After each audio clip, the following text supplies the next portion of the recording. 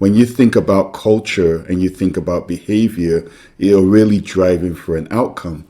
So it is less about the chicken and the egg. And indeed, let's break that paradigm and let's make some omelets.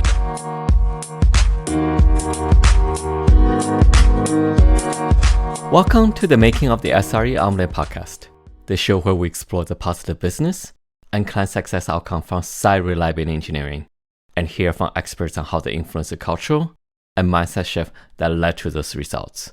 I'm your host, Kevin Yu, and I'm the principal SRE at IBM Applications. Today's episode is the origin story of this podcast. As I mentioned in the intro episode, the title, Making of the SRE Omelette, was an inspiration from my general manager, Kareem Yusuf. Kareem is the general manager of IBM AI Applications and Blockchain.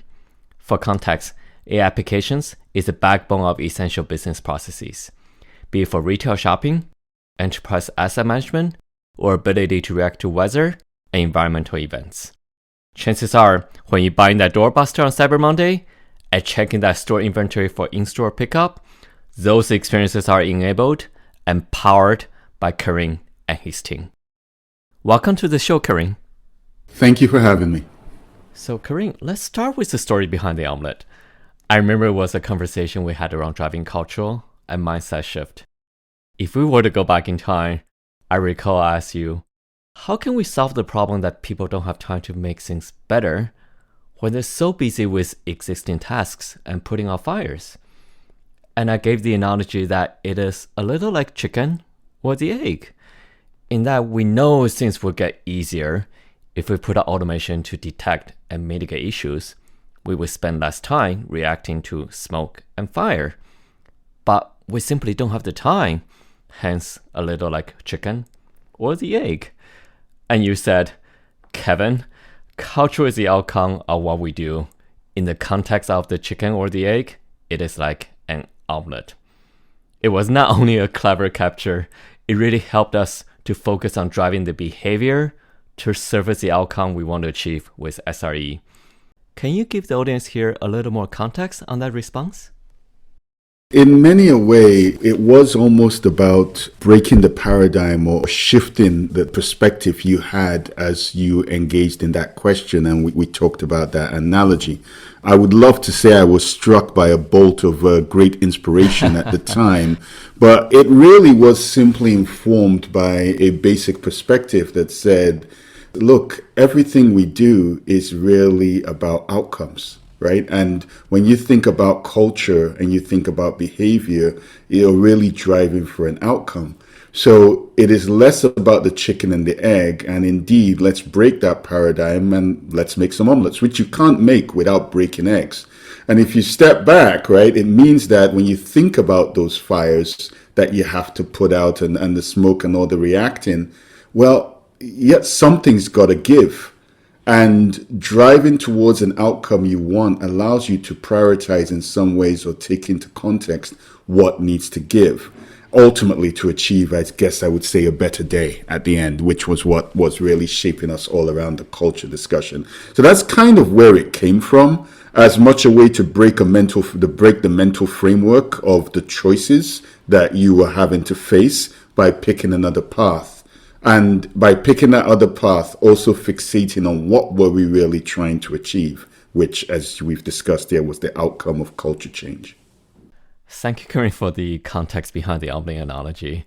The key takeaway I got were the need to understand the outcome we're looking to achieve, acknowledging that something's going to give to break that paradigm, and for us to prioritize what to change with the outcome in mind. So let's touch on that outcome. What does SRE mean to you and your customers? As you've already mentioned, a lot of what we do within this business unit around the supply chain realm and even in the asset management world is all about supporting what essentially are essential business processes. And these business processes, underpinned by our software, require our software to operate effectively. As you well know, in the realm of supply chain specifically, a lot of that software is delivered as a service. And thus, the site reliability engineering team, or in the older parlance of SaaS ops, is essential, it's critical to keeping those services up and running and performing, not just up and running, but also performing to spec so that real work can be done. I think it's always important to remember, and I know I've said this quite a few times, nobody wakes up, none of our customers or clients wake up every single day going, ooh, I want to use your software today. Now, when they drive into the office, they're not thinking, oh, I'm going to go play with order management, or I need to move some EDI messages through SCBN, or I need to figure out where things are with IBM's transparent supply solution, or. No, they're trying to get an actual task done, fulfill an order, optimize their inventory levels, understand the current status of things so that they can make informed decisions. And the software we provide, often delivered as a service, is a critical enabler in them getting their job done. So, in as much as SRE, therefore, is essential to our delivery of that service, it therefore becomes essential to our clients getting their work done, and essentially then to the very business that they operate in and use to serve others. So that's what it really means to me. At its most basic, SRE is essential to delivering a service in a meaningful and performant way that can meet the needs of the clients and customers we serve. That is a great capture. SRE is essential to deliver services in a meaningful way to the customers. And if done right, it is transparent and allow customers to get their work done. So Kareem, here comes a tough question, and one you and I spoke of a few times. For the benefit of the community, could you please share with the audience how you prioritize for SRE? Look, prioritization is always the tough nut to crack. It's always the real challenge in any business leadership, in any outcome that you're driving for, because you're always juggling a set of constraining factors. I like to use a basic framework that I learned back in my civil engineering days, comes from construction project management, right? That any outcome is bounded by time, cost, and quality, right? Those are your three variables that you're always looking to optimize. You can do something quickly, but it may be at great cost or at the expense of quality. You may optimize for quality, but you may need, therefore, to take more time, right? And so on and so forth. And I've always found that always applies into this subject of prioritization. And so how do you break that, right? How do you approach it? Well, it's back to the omelette. What is the outcome? The outcome is the customer being able to successfully use the service to get what they need to get done. Now, you have to trade that against what do they need. So those are features. And can the service enable them to get it done? Is the service actually up and running? And so it makes no sense to throw lots of fancy features if you can't actually have an effective service running, because no one will ever be able to leverage the features, right? And when you really step back and look at the marketplace, I will tell you that the biggest challenge for us is one of scale and adoption. Or put another way, adoption at scale, right? I'm not talking about scale in terms of number of orders per second. I'm talking about scale here in the context of pervasive use within an organization. That means they need to adopt it for every single project, for every single product line, etc., etc. Consider whatever be the right unit of measure there. And that means that the service needs to be able to effectively scale in their support. So it's one of the reasons why, yes, I think from a prioritization perspective and understanding where we are with many of the product lines, a lot of focus currently goes into, I would say, prioritizing SRE, sometimes above other features, because as I said, if you cannot drive adoption at scale, it doesn't matter what new feature you support. And key to that, when we say prioritizing SRE, my particular bugaboo is really around automation, right? I think automation is one of the holy grails, if you will, of an SRE operation. And the more we can automate, the more we can optimize, the more it frees you up as SRE professionals to do the other important work. So there's no silver bullet to keep mixing analogies on this podcast, but it's a judgment really defined at a point in space and time, often by the state of your market, the state of your product line, and therefore, and what you kind of need to achieve. My sincere hope as we go forward and as we begin to complete this journey of standardization on a single platform, as we're doing with OpenShift, a single way, therefore, of doing automation with operators, right, and Ansible and the like.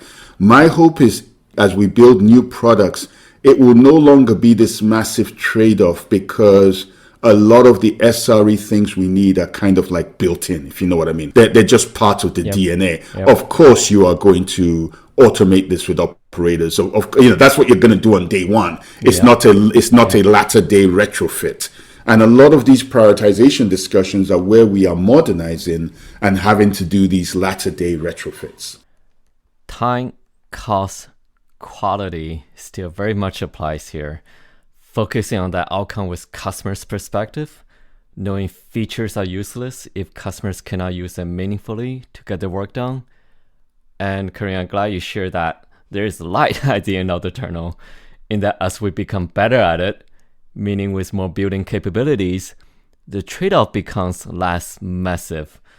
And that is really where that shift left mentality, in that we want to be considering SRE all the time, not just in operations, but early in the development lifecycle to get that outcome. By the way, I would say that, think about it. This was the journey we all went on in pure development. Remember when in the development world, we used to spend weeks writing code and we go spend weeks going into test cycles, right? Yes. Now we talk about testing as you develop, right? Exactly. But how do you enable that, by the way? What's the secret to doing continuous testing? Automation. Right? So, but now nobody's debating the importance of working that way. They may have challenges about getting that way, but you're not going to hear anybody say, oh, I should test later. So I think it's the same thing. We're on a maturity curve. And so in the same way, I would say we should be gentle with ourselves, be slightly forgiving, in the sense that we are maturing, we are getting better at this. And I think the fact that we all now talk about SRE and recognize SRE as an actual profession shows how far we've come. I like that. Make sure we celebrate the successes along the way and recognize achievements. Speaking of how far we have come, I know we're lucky to have a healthy budget for SRE. I'm sure the audience would love to hear your perspective of how you measure the ROI, return on investment in SRE, or perhaps how should SRE measure ourselves to make sure that the investment keep on coming? Well, a real simple measure of ROI for me is I ain't getting called, right? when you think about things at my level, it will be no secret that a big part of my life is based around exception management, right? I have to fixate where the problems are, right? Which means I'm trying to make moves to minimize where the problems come from. And therefore, if I'm not getting problem calls, it kind of means the investment has paid off, right?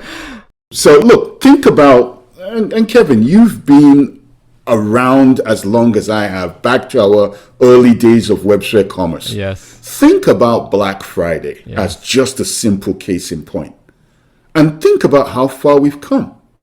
I don't mean to minimize it when I say it's almost become a non-event. Yeah. What I mean to say is that it's a testament to the skills and the focus and the dedication of the SRE team, of the dev teams, of the partnerships that have been built, of the way we have now built software and run a service like OMS, that we're able to tackle these major events almost, touch wood, and without jinxing it, without breaking a sweat. Now, I know there's a lot of sweating going on, but you do know what I mean. Yes. You've lived through a very different time, right? Yes. A very, very different time when we were in pure crisis mode. So right in there, you begin to see the return on investment. But if I move beyond just what I would call things remain up and running, the real return on investment I'm looking for, and that's still coming down the road, and I'll pick a different portfolio to make the point, is this vision of being able to deliver our software consistently everywhere, no matter how it's deployed. So let's take the Maximo Application Suite as an example, which is probably at the forefront of this discussion, right?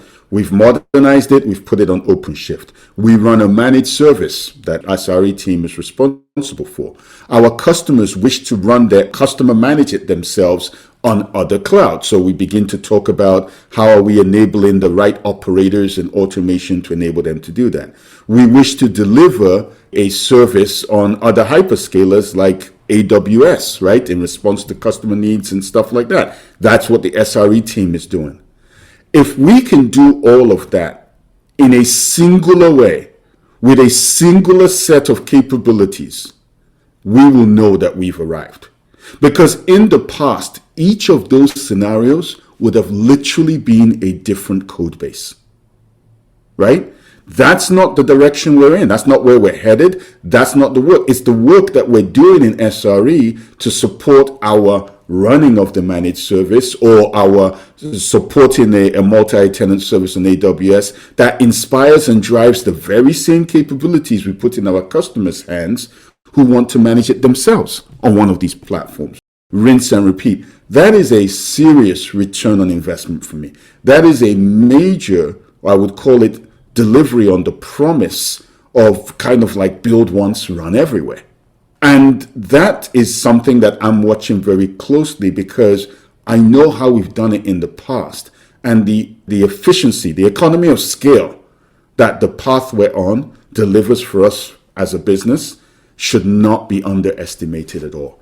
So that's how I continue to measure the ROI. It's that transformation that I'm really waiting on. That's the next stop. It's the next stop on the train journey.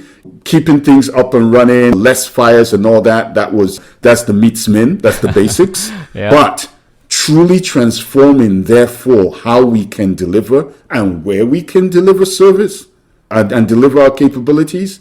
Yeah, that's the next tranche. And that's what I'm looking forward to seeing pay off over the course of this year based upon the plans we've already collectively defined. Kareem, I recall the first time we met was actually right before Black Friday at a customer site. And I recall That's we right. used to joke that the end game for Black Friday is for us to be able to spend Thanksgiving at a resort by the beach. You mean actually sit down for dinner with our families and not stand out to go take a call every hour and a half? Yes, I do remember those days. Exactly. When it becomes a non-event and when it's boring, you know we did it. I actually, believe it or not, I think you've just defined the new mission statement for the SRE organization: making things boring. That is a tagline that we would all embrace. I like it. I'll try to sell that. and Kareem, I mean, I think you're pro at this. I think you, in a way, you kind of touch on where I was going with this, because I see IBM and the industry is going to. We used to be, hey, get the customer ready for on-prem. Then it's like, okay, now there's SaaS, and now there's a hybrid model. So I think what you describe is that repeatability, that efficiency to scale and adopt is where you see it going. And I think actually one of our customers I remember I was in lab service, actually made the comment, hey, if you guys do this with every one of your customers, why don't you have this out of the box? Yeah, no, look, I will tell you, I truly believe hybrid is the future. I'm not just wannabe. I mean, this team has known me long enough. I'm not espousing party line here. I truly believe hybrid is our future. I do fundamentally believe that strategy is the right call, because when I look at the customers we serve, enterprise customers, there is a mix. There will always be a mix. And our ability to respond to that heterogeneous world not only speaks to our roots, right, in middleware. I grew up in MQ. There was no more heterogeneous piece of software on the planet than MQ series. could run on any platform, be spoken to in any language with the same 5 basic API calls, and it got the job done. So when I think about our DNA, where we've come from, when I think about what I truly think is the real IT landscape that the world is evolving to, our ability to deliver capabilities as a service, or to be run on-prem, or to be run on other clouds in a consistent model is important and critical.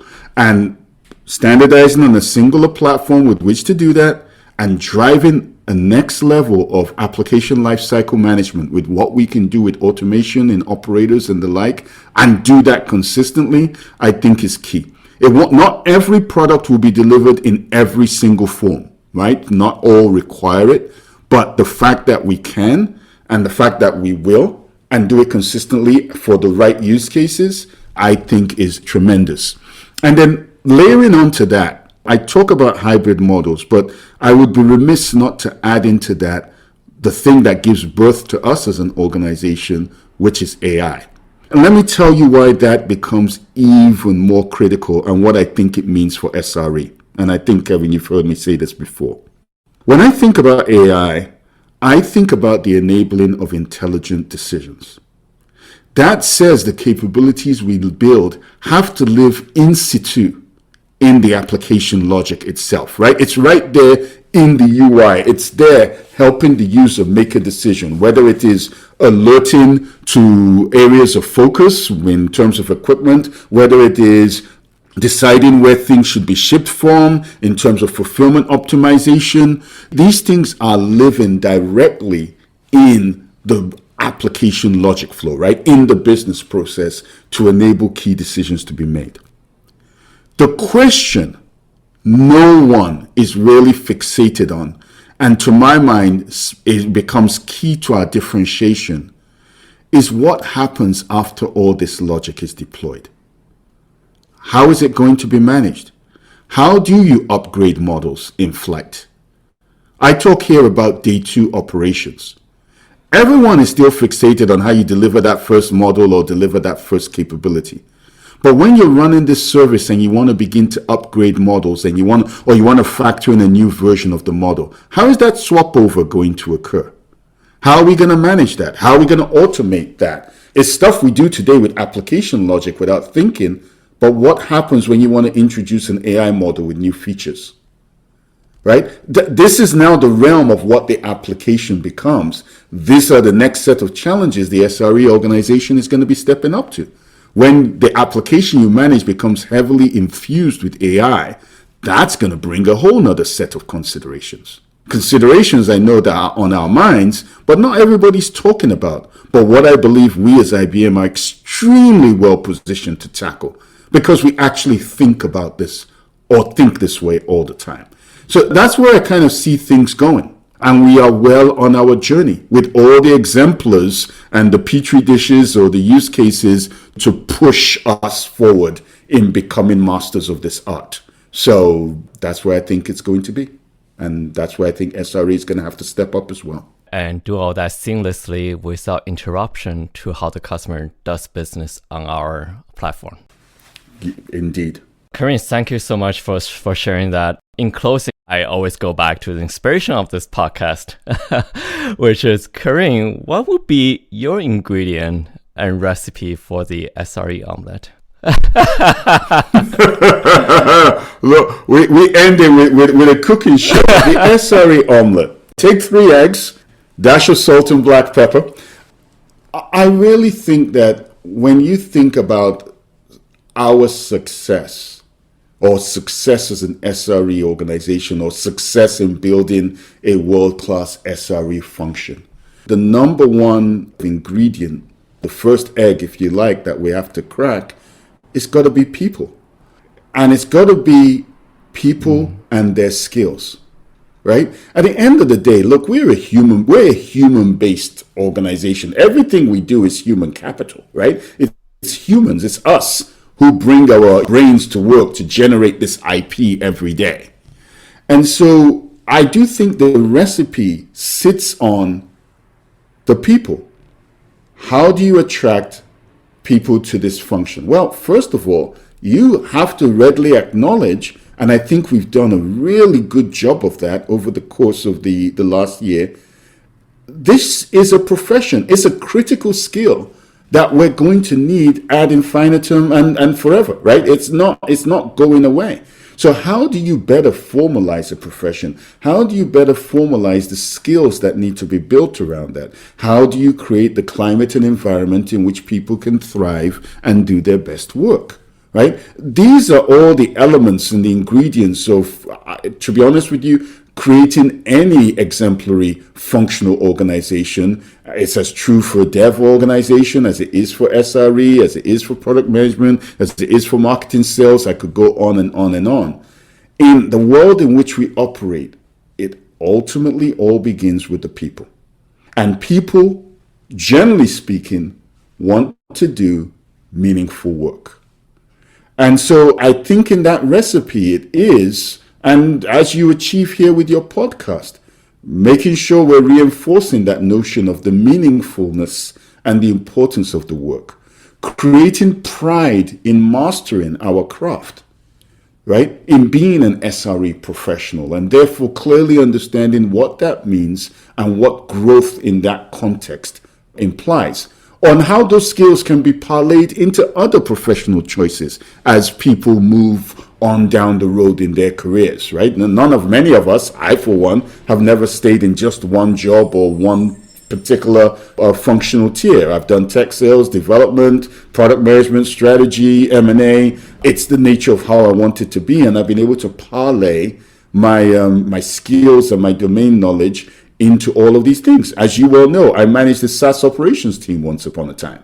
So I have lived deep in the world of SRE before it was called SRE, right, and have a genuine appreciation for what it takes. So, but all of this stuff goes to us as individuals to build to being our best selves. And so, in simple terms, I would say the recipe for the SRE Omelette is find good people, provide meaningful work, a great environment in which to apply one's skills, master one's crafts, and grow. And enduring, and this for me is a very important word, enduring outcomes. And for those enduring outcomes, we have to look no further than our customer base. Ultimately, when I try to seek satisfaction in all I do every day, when I try to make sense of my frustrations, I look back towards our customers and the people we serve and what we enable. Before coming onto this podcast, I just had a call with a client who we've gone through some very challenging times together. I was actually joking, although it really wasn't a joke.